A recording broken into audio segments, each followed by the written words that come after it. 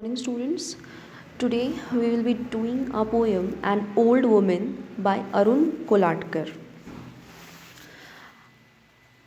This poem, An Old Woman, is based on the social evil of beggary which is prevalent in India.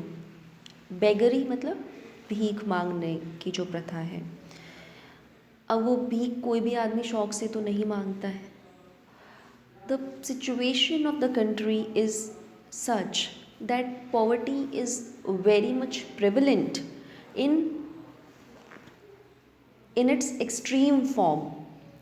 गरीबी जो है वो अपनी चरम सीमा तक बहुत ही एक्सट्रीम फॉर्म्स में भी इस देश में प्रचलित है कि काफ़ी जो हिस्सा है समाज का वो गरीब तबके में आता है और सिचुएशंस कई बार इतनी ज़्यादा ख़राब हो जाती हैं कि जो बेचारे बुज़ुर्ग लोग हैं जो अब जिनका कि शरीर अब उतना सुदृढ़ नहीं है कि वो कुछ भी कर्म कर सके, हार्ड लेबर कोई कर सके और उससे अपना इनकम पा सके, तो फिर उनको मजबूरन क्या करना पड़ता है, बेगरी करनी पड़ती है। They just come on the roads and they ask for alms from the people they C.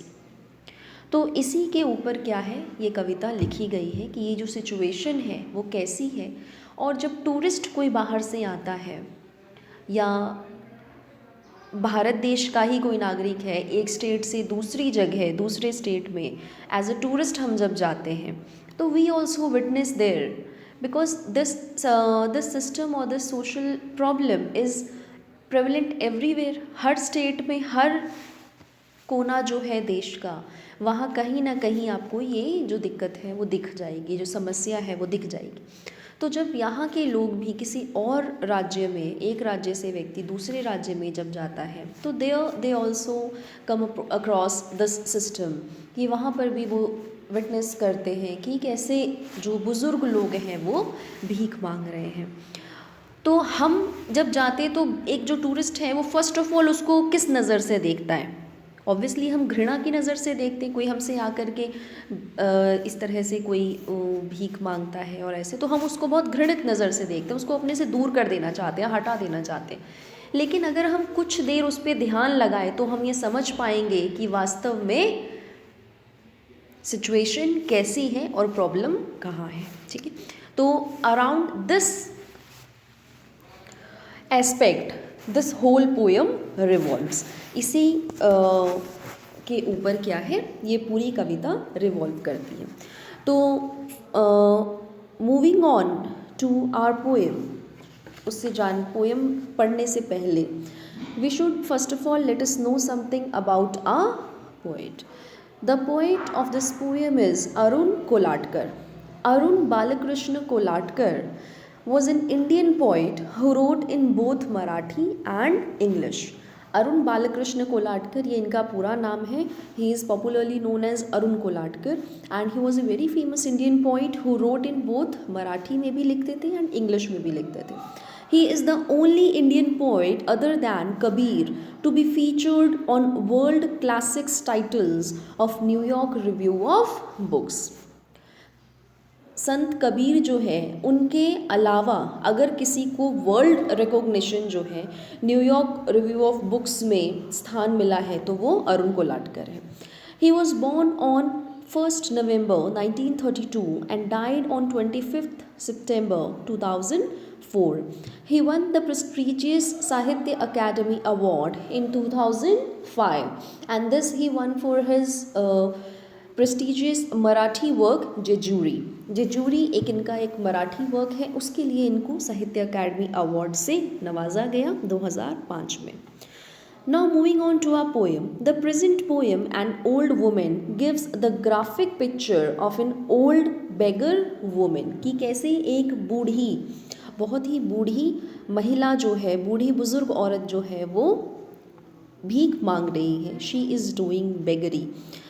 In this poem, the reader is given a glimpse into a moment in the time for the tourist visiting India. Here he is surrounded by an old beggar woman on the deserted hills of Jejuri. Background क्या है poem का कि एक tourist है, वो India में visit करने के लिए आया है, भारत देश को देखने के लिए आया है। तो जो जेजूरी की जो पर्वतमालाएं हैं वहाँ पर वो घूमने जाता है, काफ़ी सारे मंदिर भी वहाँ बने हुए हैं। जब वो वहाँ जाता है वो अपना घूम रहा होता है, ही इज़ अ टूरिस्ट, तो he has come to visit different places in India. So then he comes across a beggar women, एक बूढ़ी औरत उसको मिलती है और वो उससे फिर she starts to beg from him, वो उससे फिर भीख मांगने लगती है। वो सिर्फ 50 पैसे उससे मांग रही है। She is again and again asking for just 50 पैसे। Now moving on to the text of the poem, the poet says, an old woman grabs hold of your sleeve and tags along. The poem has an abrupt beginning. The poet is beginning the poem in a very abrupt manner. Directly वो मुद्दे की बात करते हैं। तो he says, an old woman grabs hold of your sleeve and tags along.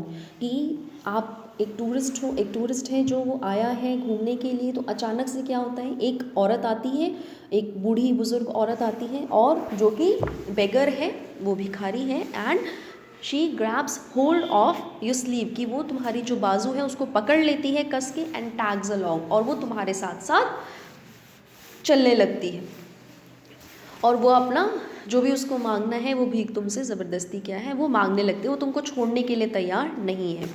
She wants a 50 पैसे coin. Now what is her demand, what is she asking, she is just asking for a 50 पैसे coin, 50 पैसे का जो सिक्का था वो मांग रही है वो। She says she will take you to the horse shoe shrine. Now she is asking for a coin, ठीक है वो बेगर है, वो बहुत बुजुर्ग है, and she is asking for a 50 पैसे कॉइन फ्रॉम हिम, लेकिन ऐसा नहीं है कि she can not do anything और she is not giving any service. ये ऐसा नहीं है कि वो बिना कुछ काम किए ही आपसे क्या है पैसे मांग रही है। वो उसको ऑफ़र करती है कि तुम यहाँ टूरिस्ट हो, तुम बाहर से आए हो, बहुत सारी जगह तुम घूमना चाहते हो, तो ऐसा है मैं तुमको मंदिर तक ले जाऊँगी। जो हॉर्स शू श्राइन का मतलब है, हॉर्स शू का मतलब यू शेप्ड, ठीक है, तो कहने का मतलब उस मंदिर तक जाने का जो रास्ता है वो थोड़ा घुमावदार है, तो तुम उस पर भटक सकते हो, but I can take you to that shrine means temple, I will take you to that temple, but you just give me what a 50 पैसे कॉइन। कि she is offering him a service also, कि वो उसको service भी offer कर रही है, that I will take you to the shrine but you just give me a 50 पैसे coin. You have seen it already. She hobbles along anyway and tightens her grip on your t-shirt. Now, the poet is saying to the tourist that you have seen it already. कि ये जो बेगर वाला जो system है, जैसे कि आप कहीं जाते हैं एंड बेगर आ जाते हैं वहाँ पे, ये किसी भी आप टूरिस्ट प्लेस पर जाइए, वहाँ पे इस तरह के लोग जो हैं वो बहुत रहते हैं, तो वो वहाँ आ जाते हैं, दे आस्क वो आर्म्स, कि वो आपसे फिर भीख मांगने लगते हैं। You have seen it already, कि आप उसको देख चुके हो पहले ही। She hobbles along anyway, and here one more meaning is that कि आप उसको एकदम, जब वो आपके पास आती है and she get holds of your sleeve, आपकी शर्ट को, स्लीव को, बाजू को पकड़ करके, and she says to you, कि आपके साथ चलने लगती है, and she is asking again and again for a 50 पैसे कॉइन, कि आपसे वो 50 पैसे मांगती है, और then she also offers you that I will take you to the horse shoe shrine, कि मैं तुमको मंदिर दिखा दूंगी, I will guide you to the temple, कि मैं तुमको टेम्पल तक गाइड कर दूंगी। बट आप what a tourist mentality is, सर्वप्रथम जो है वो मेंटालिटी हम लोगों की क्या हो जाती है कि भाई इसको भगा दो, we must just get rid of her. तो हम क्या करते हैं कि नहीं मैंने उसको मैं उसको मंदिर को पहले ही देख चुका हूँ, मेरे को नहीं चाहिए तुम्हारी गाइड की ज़रूरत, I don't need your guidance, ठीक है, मेरे को वो देखना ही नहीं है, मैं उसको पहले ही देख चुका हूँ।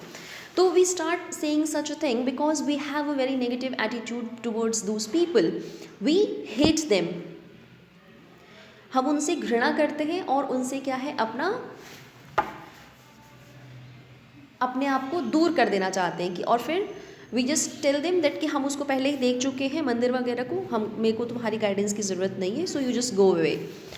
शी हॉबल्स अलॉन्ग एनीवे, कि आपके मना कर देने के बावजूद क्या है, वो आपके पीछे पीछे चली आ रही है. Hobbles means to move in a very awkward way, improper तरीके से चलना, बिकॉज ऑफ एनी इंजरी और because of old age. Old age में भी जो हमारी हड्डियां हैं वो कमज़ोर हो जाती हैं एंड पीपल बिकम बेंट, वो बहुत झुक जाते हैं, तो उनके लिए प्रॉपरली चलना जो है वो मुश्किल हो जाता है. तो दैट इज़ कॉल्ड हॉबलिंग, हॉबल, कि आप उसको मना भी कर देते हैं कि नहीं नहीं मेरे को नहीं देखना है, वो मैं देख चुका हूँ, तब भी क्या है वो आपके पीछे पड़ जाती है. जो बेगर है वो आपके पीछे पड़ जाते हैं. And she hobbles along anyway, कि फिर भी वो आपके पीछे लंगड़ाते लंगड़ाते जैसे भी इम्प्रॉपर तरीके से, and she is moving along with you, आपके साथ साथ जा रही. And tightens her grip on your shirt and she also feels कि ओ गॉड इनकी he does not want to see this. They also know कि ये मेरे से सबसे पहले तो क्या है कि दूर भागना, मुझे मेरे को दूर भगाना चाहेगा.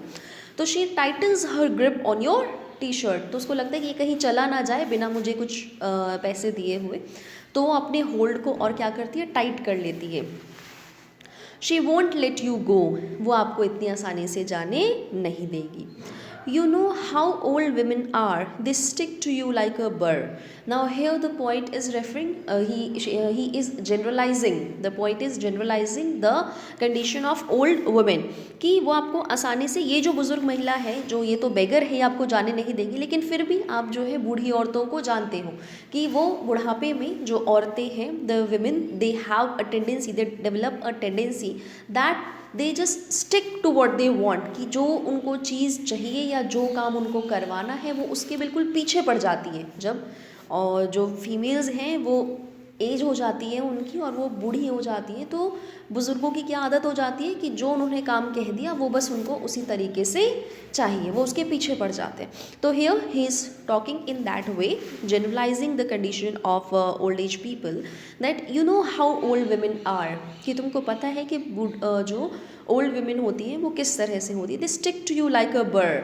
बर here means a very rough sound, कि जैसे हम कोई rough, here the poet has used a simile comparing to the condition of old women to that of burr. Burr is a rough sound when a metal, जैसे for example जैसे कि हम metal को काटते हैं तो उस पे उससे जो वेरी रफ जो वॉइस है वो निकलती है, that is rough, very rough sound बर.